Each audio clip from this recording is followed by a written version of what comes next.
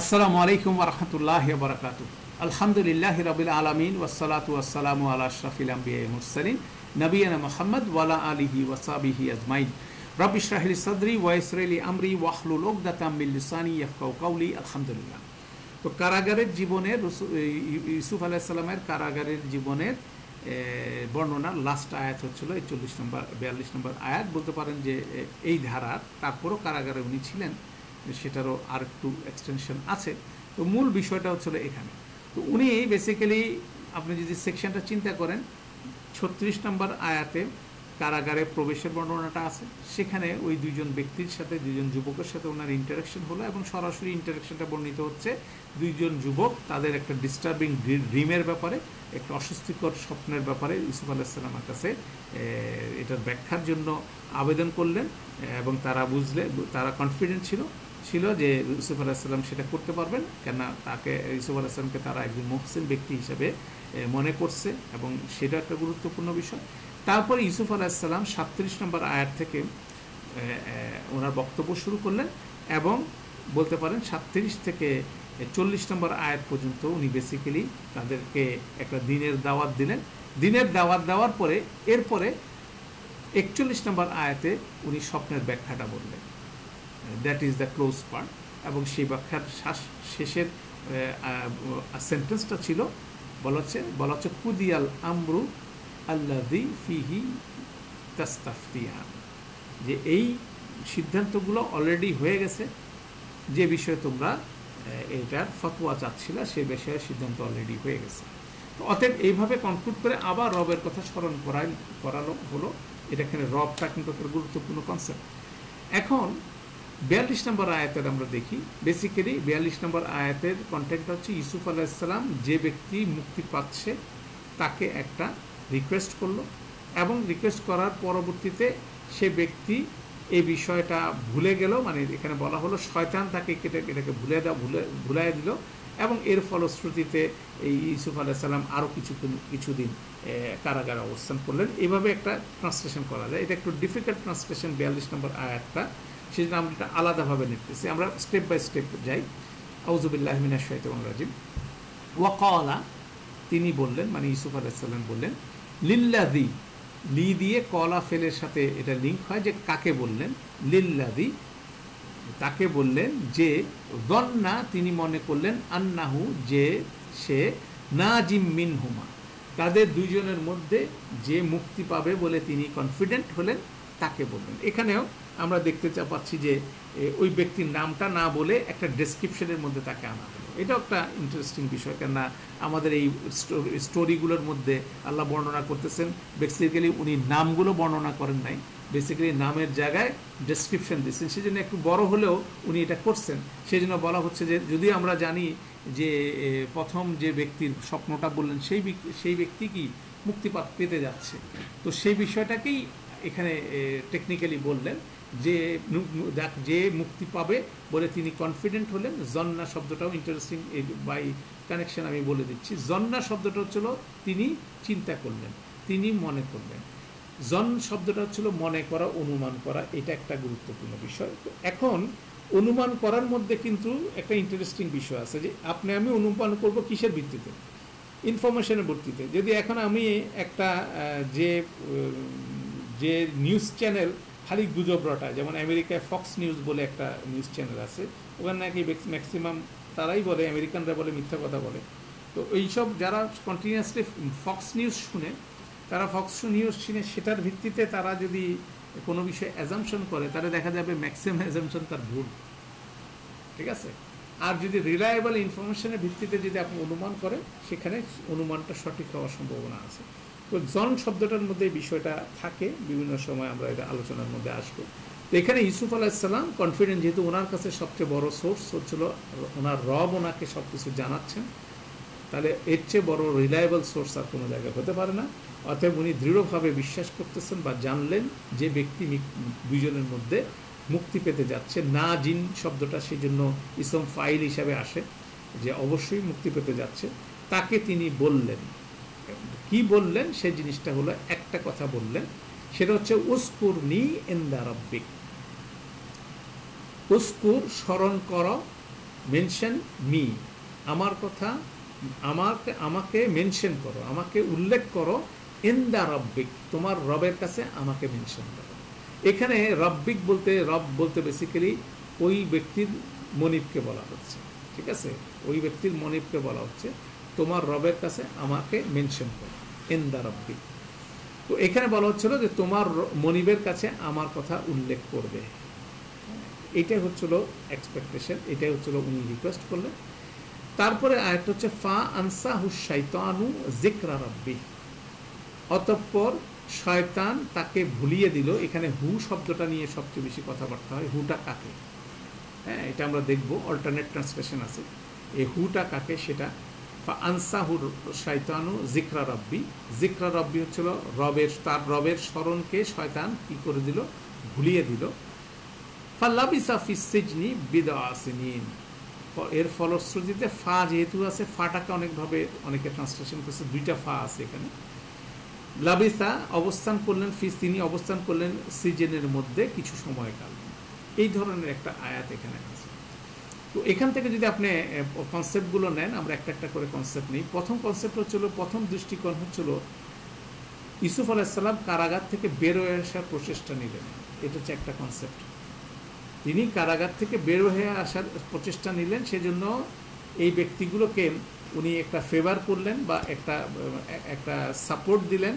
অতএব সেই সাপোর্টটার ব্যাপারে, সেই সাপোর্টটার পেয়ে এখন তারা একটা উদ্যোগ নিতে পারে, সেই জন্য বললেন তোমার রবের কাছে, তোমার মনিবের কাছে আমার কথা মেনশন করো। এটা একটা বিষয় অনেকে অ্যানালাইসিস করতেছেন এভাবে, উনি একটা উদ্যোগ নিলেন। এখন উদ্যোগ নিলে তখন প্রশ্নটা আসে এভাবে যে উনি তো আল্লাহর কাছে দোয়া করে জেলখানায় আসছিলেন, এখন কেন আবার জেলখানা থেকে বের হওয়ার জন্য প্রচেষ্টা নিচ্ছেন, এটা একটা প্রশ্ন একটা। আর তিনি জেলখানা থেকে প্রচেষ্টা নিচ্ছেন বের হওয়ার জন্য, আল্লাহর কাছে দোয়া করেন নাই, কেন জেলখানায় ঢোকার সময় আগে আল্লাহর কাছে দোয়া করছেন, বের হওয়ার জন্য আল্লাহর কাছে কোনো দোয়া করেন নাই, নিজেই উদ্যোগ নিচ্ছেন, একটা উদ্যোগ নিচ্ছেন, সে একটা কনসেপ্ট ওইখানে, এই দৃষ্টিকোণের মধ্যে দুটো প্রশ্ন এখানে আসে। কেন আমরা কোয়েরিগুলো যদি রাইট ওয়েতে সেট করি, এগুলোর এক্সপ্লেনেশনগুলো পেলে আমাদের কাছে জিনিসটা বোঝা সহজ হবে।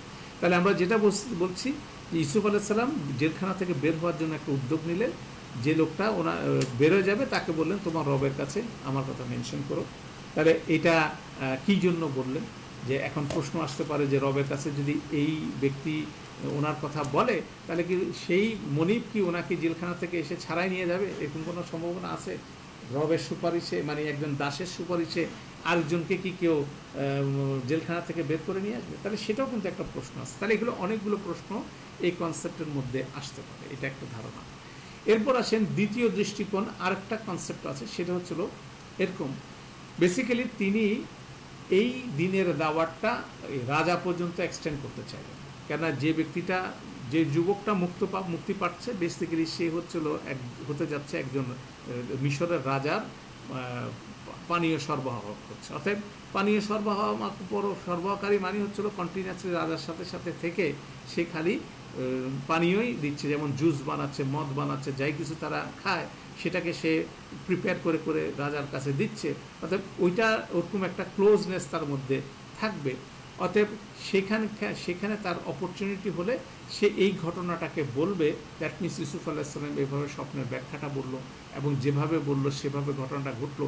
এটা একটা অলৌকিক ঘটনা, এটা একটা অলৌকিক নিদর্শন তারা প্রত্যক্ষ করলো। অতএব সেটা একটা গল্পের মতোই কিন্তু স্প্রেড আউট হতে পারে। তাহলে সেটা যদি স্প্রেড আউট হয়, তাহলে সেটা অবশ্যই তার মনিবের কাছে যদি বলা হয়, তাহলে তার মনিবও এই বিষয়টা নিয়ে ইন্টারেস্টেড হবে। তাহলে শুধুমাত্র ইন্টারেস্টেড হবে না, আগে যে উনি দাওয়াতের সেকশন দিচ্ছেন সেটাও নিশ্চয়ই এটার সাথে যাবে, যার ফলশ্রুতিতে সেখানে একটা কিউরিওসিটি তৈরি হবে। এবং সেই কিউরিওসিটি তৈরি হলে হয়তো বা সেই মনিব ইউসুফ আলাইসাল্লামের ব্যাপারে ইন্টারেস্ট হলে ইউসুফ আলাইসাল্লাম সেখানে যায়, তাকে ফার্দার আবার দাওয়াত দেওয়ার সুযোগ হবে। অর্থাৎ এরকম একটা লাইন অফ থিঙ্কিং প্রসেসে বিষয়টা আয়াতটা লে আউট হয়েছে এই জন্য।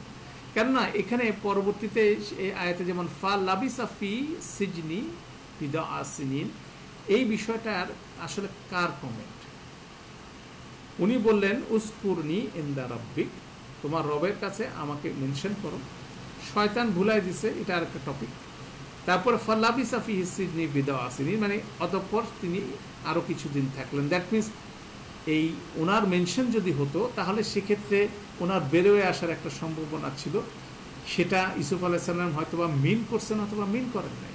কিন্তু পরবর্তী ডেসক্রিপশনে দেখা যায় যে একটা পর্যায়ে দেখবেন যখন রিয়েলি উনি যখন স্বপ্নের ব্যাখ্যা চাইলেন, দিলেন, রাজার স্বপ্নের ব্যাখ্যা দিলেন, তখন তাকে যখন জেলখানা থেকে বের করে নিয়ে আসার জন্য রাজা লোক পাঠালেন, তখন উনি বললেন যে আমার কেস সমাধান হওয়ার আগ পর্যন্ত আমি জেলখানা থেকে বেরোবো না। অতএব এখানেও এই সেকেন্ড দৃষ্টিকোণটার ব্যাপারেও পজিটিভ লিঙ্ক আছে, সেটাও ধরে নেওয়া যায়। যে ব্যাপারটা হচ্ছিল যে উনি এই নিদর্শনের ব্যাপারে এই যে দাওয়াতের বিষয়টা উনি যেটা জেনারেট করলেন সেটা স্প্রেড আউট করার জন্য এই যুবককে ইন্সপায়ার করলেন। তো সে যদি এটা ইন্সপায়ার্ড হয়ে করতো তাহলে মানুষ ইউসুফ আলাইহিস সালামের ব্যাপারে ইন্টারেস্ট হতো, সেখান থেকে হয়তোবা উনি আরও দাওয়াতির বিষয়ে কোনো না কোনো প্রসেসে উনি বেরোয় আসতেন। এটা আল্লাহর কমেন্ট, লাবিসা ফি সিজনি বিদআ সিনিন, এটা আল্লাহর কমেন্ট করতেছে। অতঃপর সে থাকলো কেন, কিছুদিন পরে উনি আবার কী হলেন, যখনই সে পরিস্থিতি আসলো ওনাকে বের করে নিয়ে যাওয়ার জন্য, জেল থেকে বের করে নেওয়ার জন্য রাজা অস্থির হয়ে গেল। তো এটাও কিন্তু একটা গুরুত্বপূর্ণ বিষয়। তো এটা হলো একটা আসপেক্ট। এখন উনি ইব্রাহিম ইউসুফ আলাইহিস সালাম কি বললেন উযকুরনি ইনদা রাব্বিক। ইনদা শব্দটা গুরুত্বপূর্ণ, তোমার রবের কাছে আমার কথা মেনশন করো। তাহলে রবের কাছে আমার কথা মেনশন করার ব্যাপারে উনি বলেন নাই যে তোমার রবের কাছে বইলো আমাকে যাতে কি জেলখানা থেকে ছাড়াই নিয়ে যায়, হ্যাঁ, এরকম রিকোয়েস্টটা, এটা রিকোয়েস্টটা ইনদা শব্দটা যখন কাছে বলো, দ্যাট মিনস যখনই সুযোগ হচ্ছে তখন তার এক্সপিরিয়েন্সটা যাতে শেয়ার, যে ইউসুফ আলাইহিস সালামের সাথে যে তার একটা এক্সপিরিয়েন্স হলো এটা যাতে শেয়ার করে, সে জিনিসটা বলা হলো। ইনফর্মালি শেয়ার করার বিষয়টা সে ইনদা শব্দের মাধ্যমে বলা হচ্ছে যে তোমার রবের কাছে আমার বিষয়টা শেয়ার করো ইনদে। তাহলে এখানে কিন্তু কী কারণে উনি বললেন এটার রিজন কিন্তু অনেকগুলো এক্সপান্ডেড হচ্ছে, তাই না? সেই জিনিসটা একটা গুরুত্বপূর্ণ বিষয় এর পরবর্তীতে যে বিষয়টা আছে সেটা। আচ্ছা, এখন আমরা যে জিনিসটা দেখার চেষ্টা করি যে ধরলাম যে ইউসুফ আলাইহিস সালাম যে উদ্যোগ নিলেন বের হয়ে আসার জন্য, তাহলে এটা কতটুকু যুক্তিযুক্ত, এটা একটা ইম্পর্টেন্ট বিষয়। যে এটা উনি নিলেন কেন, আল্লাহর কাছে দোয়া করলেন না কেন, সেটার ব্যাপারে মুফাসসিরদের অনেক আলোচনা আছে। তো বেসিক্যালি বিষয়টা হচ্ছিল যে জেলখানা থেকে উনি যেতে চাইছিলেন, মানে উনি যে দোয়া করলেন যে হে আমার রব, আমাকে জেলখানা আমার কাছে উত্তম জায়গা, তারা আমাকে যেদিকে ডাকে তার চেয়ে। তো সে বক্তব্যটা হচ্ছিল সেই মিশরের মহিলাদের সেই ষড়যন্ত্র থেকে নিজেকে রেস্কিউ করার জন্য ইউসুফ আলাইহিস সালাম আল্লাহর কাছে দোয়া করছেন সে মন্দ থেকে বাঁচার জন্য। এবং সেই মন্দ থেকে উনি যখন জেলখানায় ঢুকলেন তখন উনি বুঝতে পারলেন যে সে আজিজের চক্কর থেকে উনি কি আলাদা হয়ে গেলেন। দ্যাট মিনস এখন এখান থেকে যদি অন্য কোনো পদ্ধতিতে বের হয়ে যায় তাহলে আজিজের চক্করে যাওয়া যায় না। এই জন্য এই ব্যক্তি যেহেতু রাজার কাছে যাচ্ছে, তাহলে এখন যদি রাজার কাছে যদি উনি চলে যেতে পারেন তাহলে ওনার মনি পরিবর্তন হয়ে যাবে। মনি পরিবর্তন হয়ে গেলে কি হয়ে যাবে, উনি ডিফারেন্ট এনভায়রনমেন্টে আবার ওনার কাজ কন্টিনিউ করতে পারবেন। তাহলে এটা কিন্তু ওনার কনসেপ্ট ছিল। দ্যাট মিনস আজিজের মানে বলয় থেকে বের হয়ে এসে রাজার বলয়ের মধ্যে ঢোকার যে বিষয়টা, সেই বিষয়টা একটা গুরুত্বপূর্ণ বিষয়। এবং এখানে আরেকটা গুরুত্বপূর্ণ বিষয় হচ্ছিল যে শুধু বলছিলেন যে এখানে ওনার কথা মেনশন করার জন্য ইউসুফ আলাইহিস সালাম রিকোয়েস্ট করছে যে আমার কথাটা জাস্ট বললেই হবে। কেন ইউসুফ আলাইহিস সালাম খুব কনফিডেন্ট যে তৎকালীন সময় মিশরের উচ্চবিত্তের মধ্যে ইউসুফ আলাইহিস সালামের নাম সবাই জানত। নাম এই জন্য জানতো কেননা সবার কারো যদি একজন ভালো থেকে থাকে, কি বলে দাস থেকে থাকে, তার ব্যাপারে একটা কিন্তু প্রচার সবসময় থাকে যে ওর একটা ভালো দাস আছে। কেন দাস, তাদের দাসগুলো হচ্ছে তাদের জন্য একটা গুরুত্বপূর্ণ বিষয়। তো সেই হিসাবে আজিজের একজন খুব বিশ্বস্ত দাস ছিল, সেই ব্যাপারটা সবার কাছে পরিচিত ছিল, সবাই এটা জানতো যে আজিজের ডান হাত হচ্ছিল ইউসুফ। এবং ইউসুফ আলাইহিস সালামের নামটা ছিল আনইউজুয়াল, কেননা উনি আসছেন কোত্থেকে, উনি আসছেন কেনান থেকে। ওই নামটা কিন্তু মিশরের প্রচলিত নাম না, ডিফারেন্ট নাম। অতএব নামগতভাবে উনি আলাদা, ওনার চারিত্রিক বৈশিষ্ট্য হিসাবে আলাদা, অতএব ওনার কিছু ডিস্টিংক্ট বিষয় আছে। পাশাপাশি ওই যে অভিজাত মহিলাদের সাথে যে বিষয়টা ঘটলো সেটার পরবর্তীতে সমস্ত পুরুষরা, অভিজাত শ্রেণীর পুরুষরা ওনার কথা জানেন। তারপরে কিছু লোক ওনাকে কি করলো, ষড়যন্ত্র করে জেলে ঢুকাই দিলেন। তারপর দেখা যাচ্ছে এই লোকটাকে দেখা যাচ্ছে। তাহলে এরকম একটা বিষয়। তাহলে ওনার এক্সপেকটেশন হচ্ছে ইউসুফ আলাইহিস সালামের এরকম যে রাজার কাছে যদি ওনার কথাটা মেনশন করা হয়, সাথে সাথে রাজা অ্যাওয়ার হবে, জানতে পারবে যে ওনার অবস্থানটা কোথায়। কেন এমন একটা জায়গায় তাকে ঢুকায় রাখা হচ্ছে বিনা বিচারে, কেউ জানে না আসলে ইউসুফ আলাইহিস সালাম কোথায়, হঠাৎ দেখতেছে লোকটা গায়েব হয়ে গেছে। বিষয়টা হচ্ছে এরকম, যেমন আমাদের সমাজের মধ্যে এগুলো দেখা যায়। বর্তমান সময় আমরা দেখি যে একটা লোককে দেখা যাচ্ছে না, কেউ জানে না কোথায় কে আছে। বেসিক্যালি ইউসুফ আলাইহিস সালাম ওরকম একটা এফোর্ট নিচ্ছেন যে এর মাধ্যমে যদি ইউসুফ আলাইহিস সালামের নামটা ওখানে মেনশন হয় এবং এটা যে লিঙ্ক করে দেওয়া যায় যে এই ইউসুফ ওই ইউসুফ কারাগারের মধ্যে আছে, তাহলে ওইটা ওনার জন্য কি হবে, একটা রেস্কিউ পার্ট হবে, একটা হইতে পারে, সেটা একটা পসিবিলিটি হবে। সেই হিসাবে উনি এটা উদ্যোগ নিচ্ছেন, সেটাও একটা গুরুত্বপূর্ণ বিষয়। তাহলে ওনার বিষয়টা হচ্ছিল এরকম, এইভাবে উনি বেসিক্যালি কারাগারে ঢোকার পরে বেরোয় আসার জন্য কেন উনি প্রচেষ্টা নিলেন, এটার একটা রেশনাল এক্সপ্লেনেশন এরকম হতে পারে। এরপরে আসেন যে জিনিসটা গুরুত্বপূর্ণ, যে উনি আল্লাহর কাছে দোয়া করলেন না আবার প্রচেষ্টা নিলেন, বিষয়টা কি। তো এটা হচ্ছে সবসময় যে উনি যেভাবে আল্লাহকে স্মরণ করেন, অন্য কেউ স্মরণ কেন, উনি পুরো দাওয়াতটা দিলেন কি রবের ব্যাপারে সেই দুজন যুবকের। অর্থাৎ ন্যাচারালি আমাদের কাছে এটা অ্যাজামশন করা কোনোভাবে সঠিক না যে উনি আল্লাহর কাছে দোয়া করেন না আল্লাহ আমার এখান থেকে একটা ব্যবস্থা করে দেন। সেটা উনি করছেন, ডেফিনেটলি করছেন। তো ডেফিনেটলি করার পরে উনি ওনার মতো উদ্যোগ নিয়েছেন। সেই সংক্রান্ত একটা বোঝার জন্য আমরা এই বিষয়টাকে বোঝার জন্য আমরা আরেকটা এক্সাম্পলকে যদি আমরা সেখানে ক্রস করে বোঝা সহজ হবে। সেটা আবার চলে যান মুসা আলাইহিস সালামের মায়ের রেফারেন্সটা আমি। মুসা আলাইহিস সালামের মাকে যখন আল্লাহ সুবহানাহু ওয়া তাআলা ওহী করলেন, সেটা সূরা কাসাসের 7 নম্বর আয়াতে বলা হচ্ছে, ওয়া আওহাইনা ইলা উম্মি মুসা। ঠিক আছে, উম্মি মুসাকে আমরা ওহী করলাম। কি ওহী করলাম? তুমি তোমার সন্তানকে কি করো, মুসা আলাইহিস সালামকে দুধ খাও। ফা ইজা খিফতি, এরপর যদি তুমি আরো ভয় পেয়ে দাও, আলাইহি, তার ব্যাপারে, তারপর কি করো, ফা আল কিহি, তাকে নিক্ষেপ করো, তাকে ভাসায় দাও নদীর মধ্যে।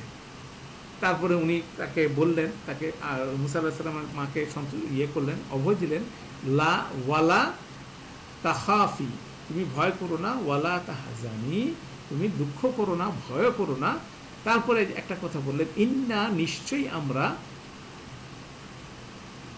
রাদ্দুহু ইলাইকি, নিশ্চয়ই আমরা তোমাকে, তাকে মানে মুসা আলাইহিস সালামকে তোমার কাছে ফিরিয়ে দেব।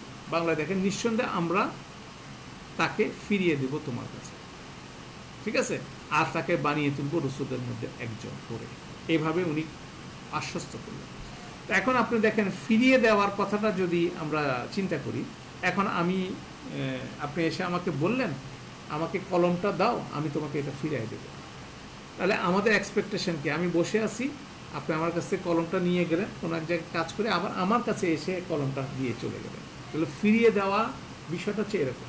ফিরিয়ে দেওয়ার বিষয়টা এরকম না যে আপনি আমাকে বললেন ফিরিয়ে দেবেন, আমি আপনার পিছনে যাই বললাম যে আমাকে ফিরিয়ে দেন, বিষয়টা এরকম না। নর্মাল কমন সেন্সটা হচ্ছে এভাবে।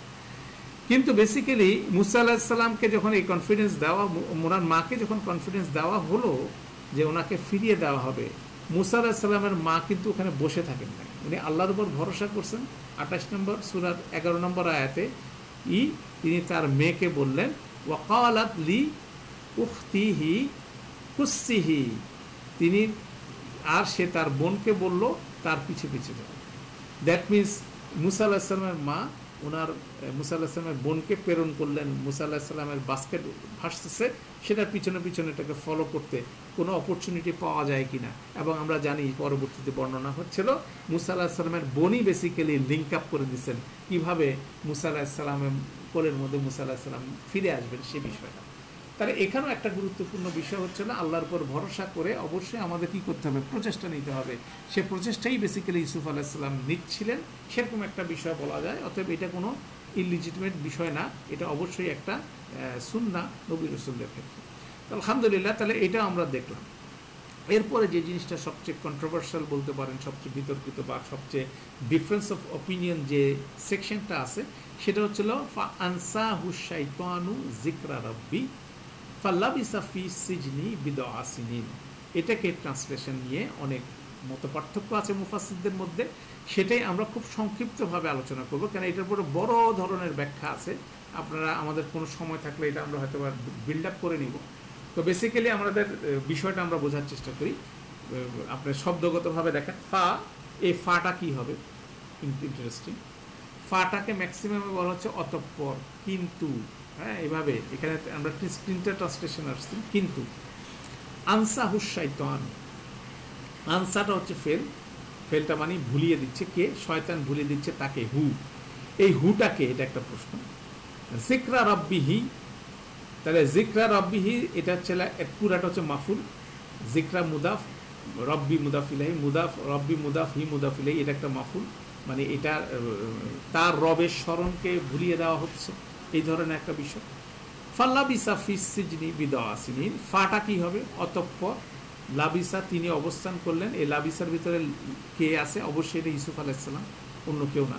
এরা দুইজন ব্যক্তি, একজন ছিল সেই দাস, সেই যুবক, আর একটা ইউসুফ আলাইহিস সালাম, দুইটা ক্যারেক্টার এখানে। তো সেখানে লাবিসা ফিস সিজনি বিদআসিনিন, এখানে লাবিসার ভিতরে ইউসুফ আলাইহিস সালামের কথা বলা হচ্ছে, যে এর ফা বিষয় হতে পারে অতঃপর ইউসুফ আলাইহিস সালাম কিছুদিনের জন্য সিজনের মধ্যে অবস্থান করলেন। এখন যে ডিসপুটটা দেখা গেছে যে এই আনসা হুস শয়তান, এই হুটা কি হবে? কেউ বলতেছে এই হুটা হবে ইউসুফ আলাইহিস সালাম, কেউ বলতেছে সেই যুবক। জিকরা রব্বিহি, এটা হিটা কি হবে? এটা ম্যাক্সিমাম বলতেছে সেই যুবকের কথা বলা হচ্ছে। তাহলে এখানে দুই রকম এক্সপ্লেনেশন আসতেছে। তো সেখানে প্রবাবল তিনটা ট্রান্সলেশন আছে, আমি তিনটা ট্রান্সলেশন প্রথমে বলি। প্রথম ট্রান্সলেশনটা হচ্ছিল এই যে ওয়া আনসা হু, হুটা হচ্ছিল সেই যুবকের কথা বলা হচ্ছে, যে সেই যুবককে শয়তান ভুলিয়ে দিল জিকরা রব্বিহি, তার রবের কাছে, তার মনিবের কাছে ইউসুফ আলাইহিস সালামকে স্মরণ করানোর ব্যাপারটা ভুলিয়ে দিল। এটাই সবচেয়ে পপুলার বইতে ট্রান্সলেট করা হয়। কিন্তু শয়তান তাকে স্বীয় মনিবের নিকট উল্লেখ করার বিষয়টি ভুলিয়ে দিল, ফলে তিনি কয়েক বছর কারাগারে অবস্থান করলেন। এটা একটা ট্রান্সলেশন। তাহলে এখানে দেখা যাচ্ছে যে সেই যুবককে ভুলিয়ে দিল শয়তান, এরকম একটা ট্রান্সলেশন আসছে। এটা একটা ট্রান্সলেশন।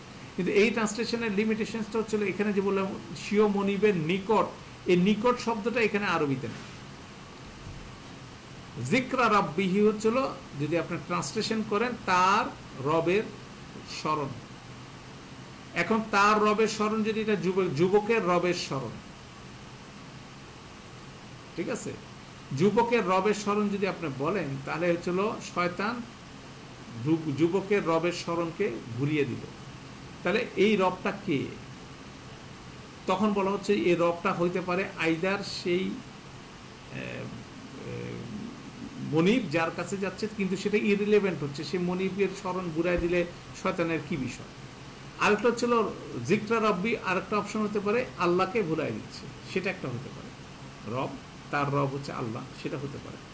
আরেকটা হচ্ছিল মাঝখানে এই নিকটে শব্দটা ঢুকায় ট্রান্সলেশনটাকে একটু ডিফারেন্ট করা হতে, যে তার রবের নিকট ইউসুফ আলাইহিস সালামের ব্যক্তিত্ব, এটা একটা জিমন্যাস্টিকের মতো হয়ে যাচ্ছে, সেটা দিয়ে অনেকে করতেছে। যেহেতু এখানে জিমন্যাস্টিকের বিষয়টা আসতেছে, নিকট শব্দটা নাই, তখন সেকেন্ড ট্রান্সলেশনটা অনেকে পুশ করছেন, বলতেছেন যে এখানে হুটা হচ্ছে ইউসুফ আলাইহিস সালাম, কিন্তু শয়তান তাকে ইউসুফ আলাইহিস সালামকে প্রভুর স্মরণ ঘুরিয়ে দিয়েছিল। দ্যাট মিনস ইউসুফ আলাইহিস সালাম ওনার রবের কথা ভুলে গেছিল, ফলে তাকে কয়েক বছর কারাগারে দিতে হবে। এটার সাথে আপনি কম্পেয়ার করতে পারেন, সূরা কাহাফের একটা আয়াতে আছে, বলছে লা তাকুলান্না লিশাইইন ইন্নী ফাইলুন যালিকা গাদান, আপনি কোনো কাজের বিষয়ে বলবেন না যে আমি আগামীকাল করব, আল্লাহ ইচ্ছা করলে ইনশাআল্লাহ বলার যে বিষয়টা, সেই জিনিসটা এখানে একটা আমাদের বিষয়টা আছে। তাহলে এখানে যখন উনি এখানে এই বক্তব্যের বিপরীতে যারা অ্যানালাইসিস করতেছেন, তারা বলতেছেন এখানে উনি আল্লাহর কথা স্মরণ করেন নাই, সেই জন্য বেসিক্যালি উনি আরও কিছুদিন জেলের মধ্যে ছিলেন। ঠিক আছে, এই যে ওই লোক ব্যক্তিকে যখন রিকোয়েস্ট করছেন, তখন উনি আল্লাহর কথা স্মরণ করেন নাই, সেই জন্য ওনাকে আরও কিছুদিন জেলে থাকতে হচ্ছে। ওই রেফারেন্স মিলে তারা এটার বড় একটা অ্যানালাইসিস আছে, এবং গ্রামাটিক্যালি এটা পসিবল, কেন জিকরা রব্বিহি এইটাকে তখন এই নিকটের সমস্যা নাই। অতঃপর শয়তান ইউসুফ আলাইহিস সালামকে ভুলিয়ে দিল ওনার রবের স্মরণ, একেবারে স্ট্রেট ফরওয়ার্ড ট্রান্সলেশনটা মিলে যাচ্ছে। ফাল্লাবিসা ফিস সিজনি বিদআসিনিন, অতএব উনি যেহেতু ওনার রবকে ভুলে গেছেন মেনশন করতে, অতএব উনি সেটার কনসিকুয়েন্স হিসেবে, মানে উনি ইনশাল্লাহ বলেন নাই, অতএব সেক্ষেত্রে ওনাকে আরও কিছুদিন জেলে থাকতে হবে। এইভাবে একটা ট্রান্সলেশন লে আউট করা হচ্ছে। কিন্তু ইন্টারেস্টিং বিষয় হচ্ছিল এই ট্রান্সলেশনটা আয়াতের স্পিরিটে যায় না। এটার পিছনে একটা বড় অ্যানালাইসিস আছে যে আয়াতের যে স্পিরিট এবং কম্পোজিশন এবং অন্যান্য নবী রাসূলের ক্ষেত্রে আল্লাহ যেমন রাসূল সাল্লাল্লাহু আলাইহি সাল্লামকে আবাসা ওয়া তাওয়াল্লা সংশোধন করছেন, কোরআন মাজিদে বিভিন্ন আয়াত দিয়ে সংশোধিত হয়েছেন, কিন্তু এরপরে বিষয়গুলো কিন্তু আল্লাহ বর্ণনা করছেন যেভাবে, এখানে এই ধরনের কোনো কিছু নাই। দ্যাট মিনস এখানে নবী রসুল সম্পর্কে একটা ওনাদের শর্টকামিংসের কথা বলা হচ্ছে। অতএব আমাদেরকে খুব সেন্সিটিভ হতে হবে যখন এই আলোচনাগুলো আমরা করব, কেন আল্লাহ সুবহানাহু ওয়া তাআলা নবী রসুলদেরকে মাঝে মাঝে সংশোধন করছেন কোরআন মজিদের আয়াতের মাধ্যমে, কিন্তু এটা আদৌ কি সংশোধন করছেন নাকি অন্য কোনো বিষয়, সে ব্যাপারে কনফিডেন্ট হতে হবে। তো এখানে ব্যাকরণগতভাবে একটা যেমন পজিটিভ স্ট্রেট ফরওয়ার্ড একটা বিষয় আছে, কিছু লিমিটেশনস আছে। যেমন আমরা বলতেছি ভাবগতভাবে সেটা মিলে না। ইউসুফ আলাইহিস সালাম ওই ব্যক্তিকে এত বেশি রবের কথা স্মরণ করাই দিলেন, উনি কেন রবের কথা ভুলে যাবেন? লজিক্যালি সেটা আসে না, ঠিক আছে? তো সেখানে গ্রামারিয়ানরা বলতেছে যে যারা এইভাবে ট্রান্সলেশন করতে চাচ্ছেন তাদের লিমিটেশন হচ্ছে এই যে ফা আনসাহু, ফাটা তাহলে কি? ফা বলতে অতঃপর বলা হচ্ছে, কিন্তু বলা হচ্ছে, কিন্তু অতঃপর এই জিনিসটা আসবে না। যদি এটাকে আনতে হয় এখানে ফার জায়গায় ওয়াকাদ আনতে হবে। এটা গ্রামাটিক্যাল যারা বুঝেন তারা একটু চিন্তা করে দেখবেন। এটাকে জুমলা হালিয়া বানাতে হবে। হালিয়া বানাতে হলে ফার জায়গায় ওয়াকাদ আনতে হবে। ওয়াকাদ আনসাহু যদি বলা হয় তাহলে এটা ইউসুফ আলাইহিস সালামের সাথে অ্যাট্রিবিউটস করা যায়। কিন্তু তিনি ওই ব্যক্তিকে রিকোয়েস্ট করলেন যে তুমি তোমার রবের কাছে আমার কথা মেনশন করো। এটা বলার পরে ফা দেন তিনি ভুলে গেলেন তার রবকে, এটা আসলে মিলে না। কিন্তু যদি ওয়াকাদ বলা হয়, ওয়াইল তিনি যখন বলতেছিলেন ওয়াইল, সেই সময় তিনি তো ওনার রবকে ভুলে গেছিলেন। এইভাবে যদি লজিক্যালি আসে তাহলে এই সেকেন্ড ট্রান্সলেশনটা অ্যাপ্লিকেবল হতে পারে। অতএব গ্রামাটিক্যালি টেকনিক্যালি যেমন অনেকে এমফেসিস দিচ্ছে, জিকরা রব্বিকে এমফেসিস দিচ্ছে, সেক্ষেত্রে দেখা যাচ্ছে ফাঁকা ফা আনসারটা আবার তার উইকনেস হিসাবে বড় ধরনের উইকনেস হচ্ছে। অতএব এখানেও গ্রামাটিক্যাল লিমিটেশনস আছে। তাহলে 2 নম্বর যে ট্রান্সলেশনটা বলা হচ্ছে সে ট্রান্সলেশনটা ফিট করে না ভাবগতভাবে এবং গ্রামাটিক্যালি এটা ফিট করে না। অতএব 2 নম্বর ট্রান্সলেশনটা যুক্তিতর্কের ভিত্তিতে অনেক লম্বা আর্গুমেন্টস আছে, সেটাতে এটা বাতিল হয়ে যায়। 3 নম্বর ট্রান্সলেশন হচ্ছে এভাবে, কিন্তু শয়তান তাকে যুবকটিকে তার রবের আল্লাহর বিষয়টা ভুলিয়ে দিল। এটা হচ্ছে আরেকটা ট্রান্সলেশন। এটা একেবারে কোনো ফ্ল ছাড়া 100% মিলে। তাহলে কিন্তু কনসেপচুয়ালি কীভাবে মিলে? শয়তান তার রবের কথা মানে আল্লাহর কথা সেই যুবককে ভুলিয়ে দিল, সেটার সাথে ইউসুফ আলাইহিস সালামের জেলে বেশি দিন থাকা না থাকার বিষয়টা কীভাবে রিলেটেড? তখন যে জিনিসটা আসতেছে 1 নম্বর আয়াত এবং 3 নম্বর, 1 নম্বর ট্রান্সলেশন এবং 3 নম্বর ট্রান্সলেশন দুইটা একসাথে যদি মিন করে তাহলে প্রবলেমটা সলভ হয়ে যায়।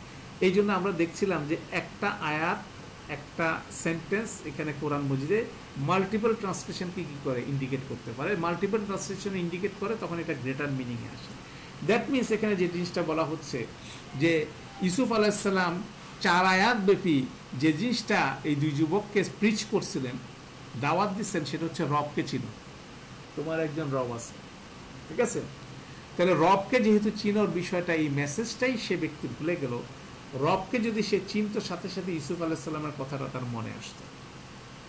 রবকে যেহেতু ভুলে গেল, রবের কনসেপ্টটা যেহেতু তার মাথা থেকে আউট হয়ে গেছে, এই জন্য ইউসুফ আলাইহিস সালাম যে তাকে এই এক্সপ্লেনেশনটা দিয়ে তাকে বেনিফিট করছে, সেটার বেনিফিট হিসেবে নেয় না। কেন আমরা সবসময় মনে করি কি, আমি যে একটা বেনিফিট পাইলে এটা আমি গ্রান্টেড মনে করি। আমাদের সবার ক্ষেত্রে তাই। আমরা যখন বেনিফিট পাই একটু থ্যাংক ইউ বলে হাঁটা দিলে তারপর আর সে যে আমি বেনিফিট পেলাম সে ব্যাপারটা কিন্তু আমরা আর মাথায় রাখি না। তো এই যুবকের বিষয়টা হচ্ছিল যে ইউসুফ আলাইহিস সালাম তার মাথার মধ্যে ড্রিল করার চেষ্টা করলেন 4টা আয়াতের মাধ্যমে, তোমরা যে এক্সপ্লেনেশনটা পাচ্ছ এটা কিন্তু আল্লাহ দিচ্ছে, রব দিচ্ছে, রবের পক্ষ থেকে জিনিসটা আসতেছে, অর্থাৎ রবকে স্মরণ করো। তাহলে রবের স্মরণ যেহেতু তিনি ভুলে গেছেন, সেই যুবক ভুলে গেল, ন্যাচারালি সে ইউসুফ আলাইহিস সালামের বিষয়টা মানেই হচ্ছিল যে অলৌকিক বিষয়টা উপস্থাপন করলো না। অলৌকিক বিষয়টা যদি উপস্থাপন করলো না, সেই জন্য ইউসুফ আলাইহিস সালামকে আরও কিছুদিন থাকতে হলো জেলের মধ্যে। কেননা যখনই অলৌকিকতার টের পাওয়া গেল, কখন? যখন রাজার স্বপ্নটা ব্যাখ্যা করা হলো, তখন রাজা বুঝলো যে এটা স্বাভাবিক জিনিস, অলৌকিক বিষয়, অতএব ডেকে নিয়ে এসে নিজের মিনিস্টার বানায় দিল। অতএব ঘটনা কিন্তু ডিলেইড অবস্থায় ঘটলো। সেটা আরও আগে ঘটতে পারত যদি এই যুবকটা সেইভাবে ঘটনাটাকে তার মাস্টারের কাছে, তার মনিবের কাছে উপস্থাপন করতে পারত। তাহলে এইভাবে আপনি যদি ক্রস করতে থাকেন তাহলে দেখা যাচ্ছে যে অ্যানালিসিস থেকে বোঝা যাচ্ছে আমাদের 1 নম্বর এবং 3 নম্বর আয়াতের দুইটা আয়াতের ট্রান্সলেশনটাই একসাথে মিল করতেছে এখানে, বা আনসাহু শাইতানু যিকরা রাব্বি 1 নম্বর এবং 3 নম্বর, এইটাই হচ্ছিল কনক্লুশন। খুব ইন্টারেস্টিং আলোচনা, বড় টেকনিক্যাল আলোচনা। আমি এখানে এটা করলাম না কারণ হয়তো অনেকের জন্য এটা রিলিভেন্ট নাও মনে হতে পারে, তবে আমরা যারা ইন্টারেস্টেড তারা আমরা এই স্টাডিটা করতে পারি। ঠিক আছে, তো আমি যদি সময় সুযোগ হয় তাহলে আমি এটা কম্পারেটিভ একটা স্টাডি করে রাখবো, যার ফলশ্রুতিতে ভবিষ্যতে যদি কেউ এটা নিয়ে গবেষণা করতে চায় তারা করতে পারে। খুব ইন্টারেস্টিং একটা স্টাডি আলহামদুলিল্লাহ ওস্তাদ নোমান আলী খান এবং ওনার টিম করছেন।